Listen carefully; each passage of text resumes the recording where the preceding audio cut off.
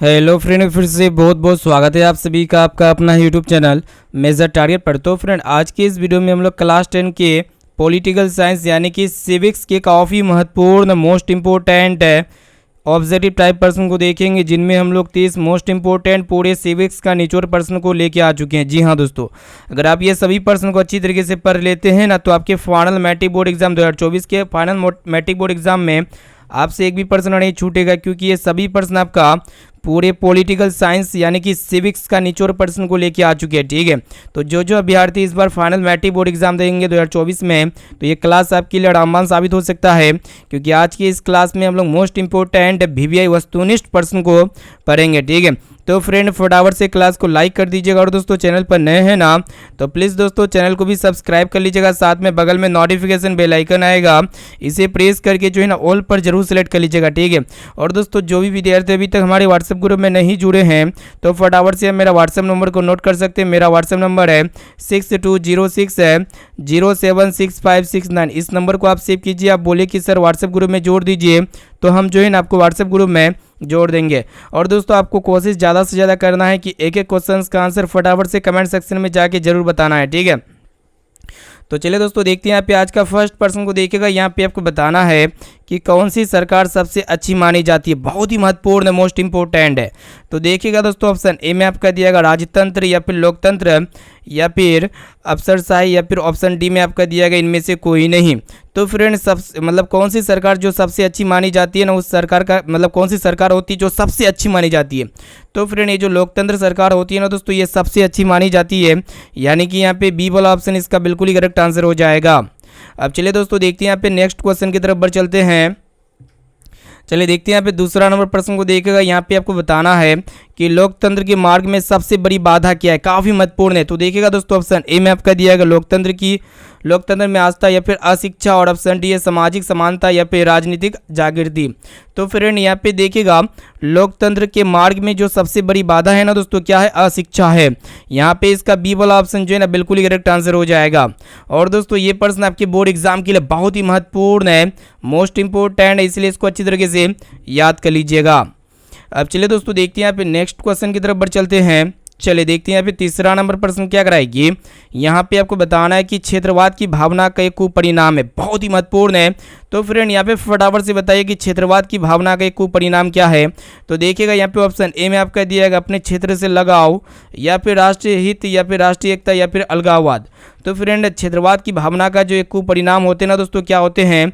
अलगाववाद होते हैं, जो कि यहाँ पे डी ऑप्शन में दिया हुआ डी वाला ऑप्शन जो है ना बिल्कुल ही करेक्ट आंसर हो जाएगा। अब चलिए दोस्तों देखते हैं यहाँ पे नेक्स्ट क्वेश्चन की तरफ बढ़ चलते हैं। चलिए देखते हैं यहाँ पे चौथा नंबर प्रश्न क्या कराएगी। यहाँ पे आपको बताना है कि भारत में किस प्रकार के लोकतंत्र की व्यवस्था है। ठीक है, बहुत ही महत्वपूर्ण है। तो देखिएगा दोस्तों, ऑप्शन ए में आपका दिया गया प्रत्यक्ष या फिर अप्रत्यक्ष या फिर दोनों, और ऑप्शन डी इनमें से कोई नहीं। तो फ्रेंड भारत में जो है ना किस प्रकार की लोकतंत्र की व्यवस्था है, तो भारत में जो है ना दोस्तों अप्रत्यक्ष प्रकार की लोकतंत्र की व्यवस्था है, यानी कि यहाँ पे बी वाला ऑप्शन जो है ना इसका बिल्कुल ही करेक्ट आंसर हो जाएगा।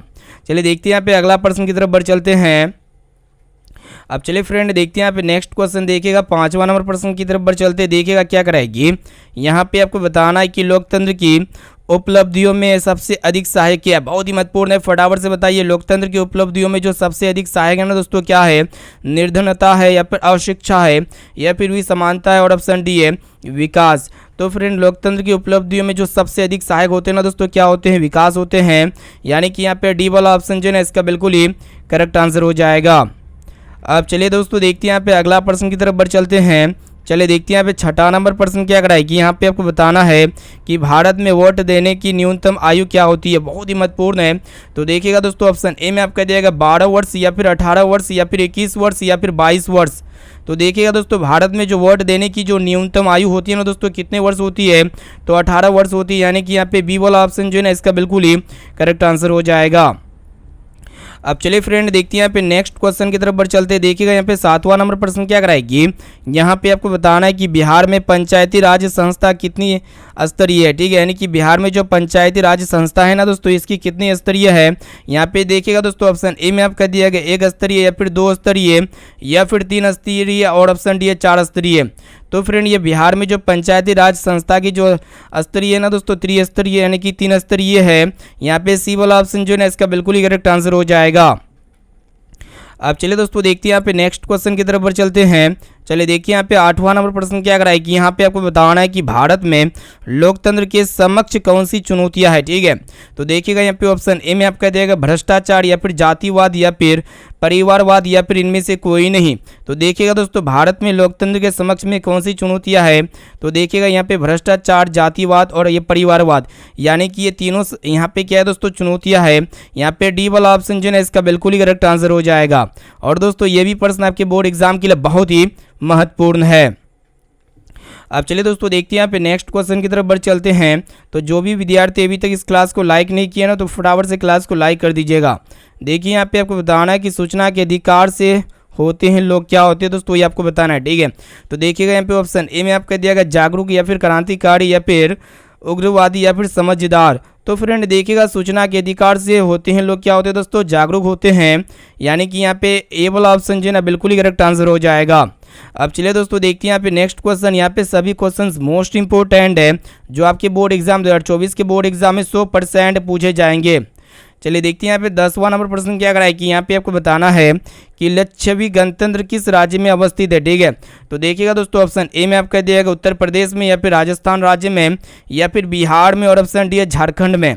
तो फ्रेंड ये जो लिच्छवी गणतंत्र है ना दोस्तों, ये किस राज्य में मौजूद है, किस राज्य में अवस्थित है, तो ये जो ना दोस्तों बिहार राज्य में मौजूद है। यहाँ पे सी वाला ऑप्शन जो है ना इसका बिल्कुल ही करेक्ट आंसर हो जाएगा। अब चलिए दोस्तों देखते हैं यहाँ पे अगला प्रश्न की तरफ बढ़ चलते हैं। अब आइए देखते हैं यहाँ पे नेक्स्ट क्वेश्चन क्या कराए कि यहाँ पे आपको बताना है कि बिहार में संपूर्ण क्रांति का नेतृत्व किसने किया था। ठीक है, तो देख सकते हैं यहाँ पे ऑप्शन ए में आपका दिया गया महात्मा गांधी जी ने या फिर मोरारजी देसाई ने या फिर इंदिरा गांधी ने और ऑप्शन डी है जयप्रकाश नारायण ने। तो फ्रेंड बिहार में जो संपूर्ण क्रांति का जो नेतृत्व किया था ना दोस्तों, किसने किया था, तो ये जयप्रकाश नारायण ने किया था, यानी कि यहाँ पे इसका डी वाला ऑप्शन जो है ना बिल्कुल ही करेक्ट आंसर हो जाएगा। और दोस्तों ये प्रश्न आपके बोर्ड एग्जाम के लिए बहुत ही महत्वपूर्ण है, मोस्ट इंपोर्टेंट है। अब चलिए दोस्तों देखते हैं यहाँ पे अगला प्रश्न की तरफ बढ़ चलते हैं।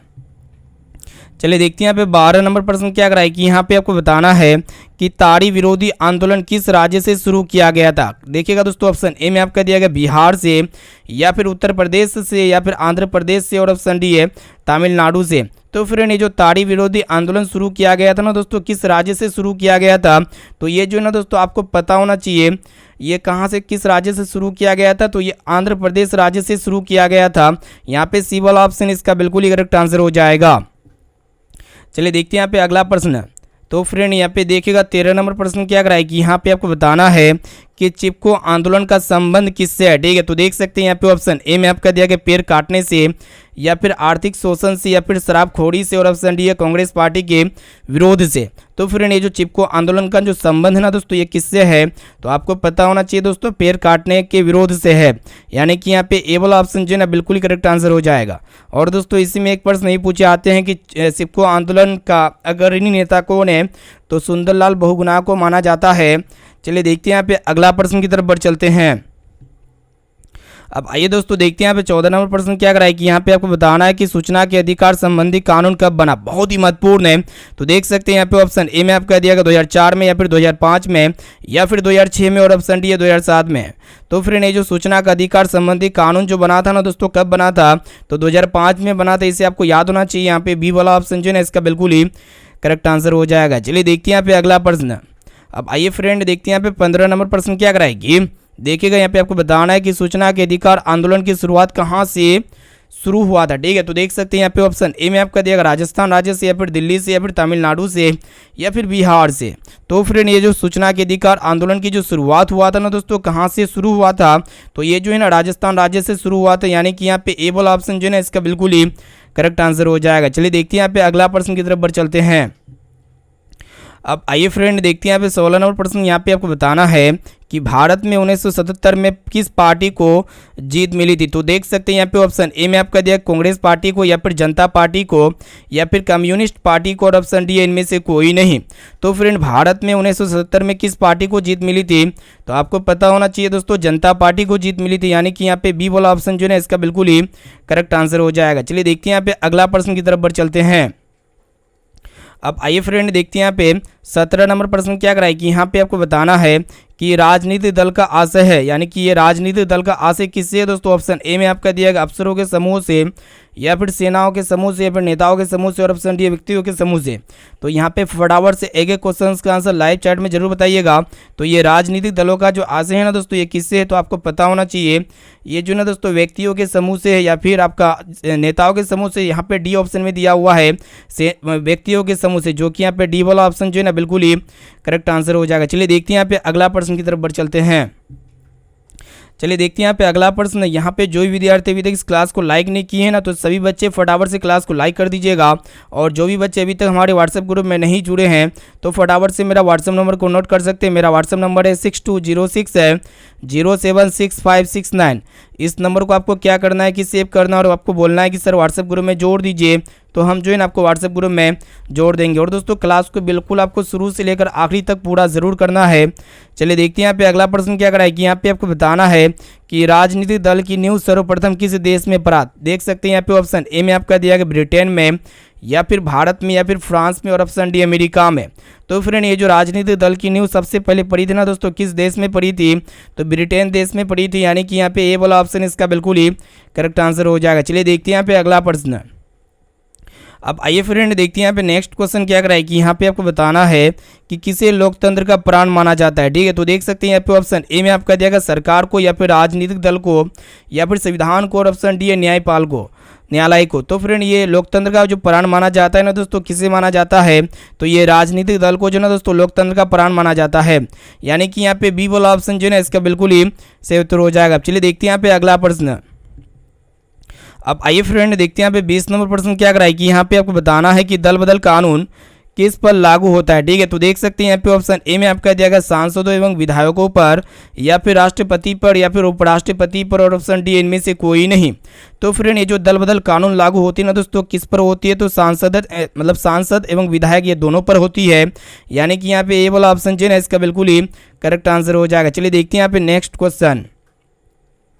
अब आइए फ्रेंड देखते हैं यहाँ पे अगला प्रश्न क्या कराए कि यहाँ पे आपको बताना है कि गठबंधन की सरकार की पकड़ प्रशासन पर क्या होती है। ठीक है, तो सभी बच्चे फटाफट से बताइए ये गठबंधन की सरकार की पकड़ प्रशासन पर क्या होती है, मजबूत होती है, या फिर ढीली होती है, या फिर अति मजबूत होती है, या फिर कठोर होती है। तो ये प्रश्न बहुत ही ईजी है, तो सभी बच्चे फटाफट से कमेंट सेक्शन में जाके बताइएगा ये जो गठबंधन की सरकार है ना दोस्तों, प्रशासन पर क्या होती है, ढीली होती है। यहाँ पे इसका बी वाला ऑप्शन जो है ना बिल्कुल ही करेक्ट आंसर हो जाएगा। चलिए दोस्तों देखते हैं यहाँ पे अगला प्रश्न की तरफ बढ़ चलते हैं।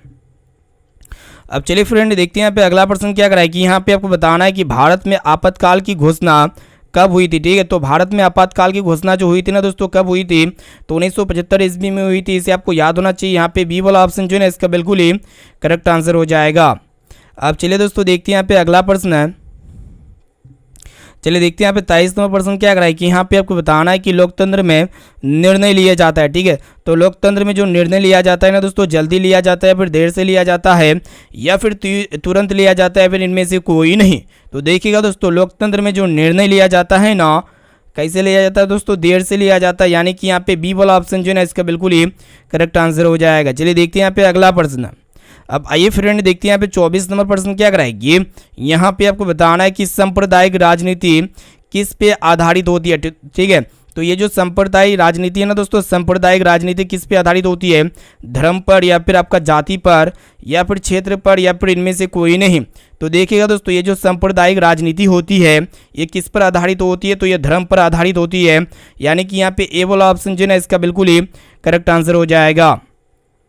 अब चलिए दोस्तों देखते हैं यहाँ पे 25 नंबर प्रश्न को देखिएगा, जो कि बोर्ड एग्जाम के लिए बहुत ही महत्वपूर्ण है।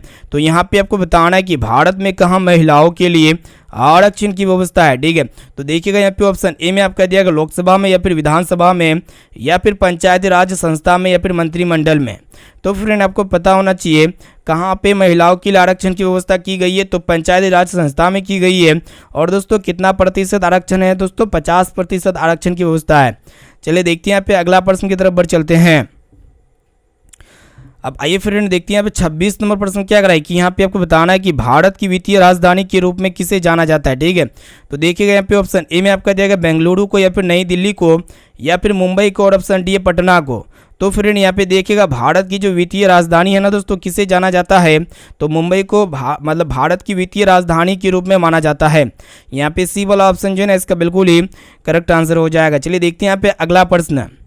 अब आइए फ्रेंड देखते हैं यहाँ पे 27 नंबर प्रश्न क्या कराए कि यहाँ पे आपको बताना है कि श्रीलंका में कौन सा धर्म है।